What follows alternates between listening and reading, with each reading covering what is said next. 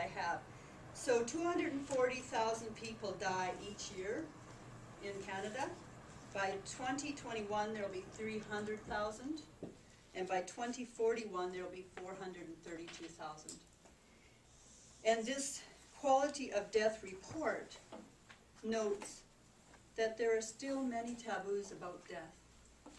And death has become medicalized, and we embrace curative procedures to the point of being absurd. And I've really noticed that in my caregiving in homes, in Alzheimer's, units for Alzheimer's, and in palliative units too. It just feels like people are hanging on because we cannot face death, because the families cannot face death. There's a lot of cost going into the medical field, and to try to keep these people alive. And I think it's a lot of fear of death. I love Marianne Williamson's quote, there is such an effort in keeping the bones alive while the spirit is knocking and rattling to get out. And I see that we become just bones, and the spirit becomes stronger, ready to go, but there's still hooked up to all kinds of IVs. There was also a report out in July 14th by the, and I don't know who these are, these people, but it's called the Economist's Intelligence Unit. They had to do a report that,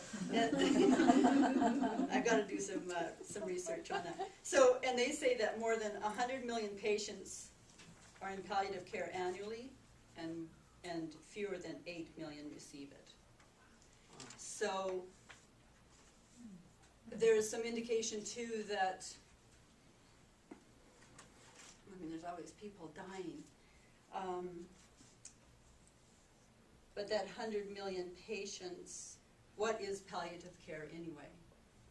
And it's become, a lot of these two reports mentioned a lot about the pain medication that's being available. And I want to take it beyond the pain medication, and more into a natural process again.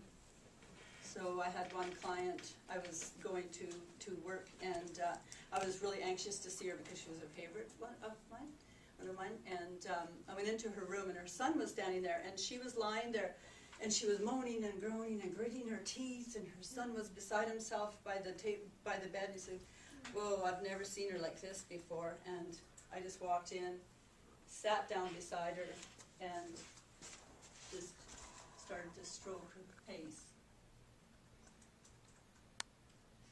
And there was like, in time, she just quietened down. This was with her. And her son stood there and said, "Wow, I've never seen that before." Just being human, a nurse came in and gave her pain medication. It's like, and that was fine too. I need to be able to sit and be with the medicine, but also do and not be afraid of my part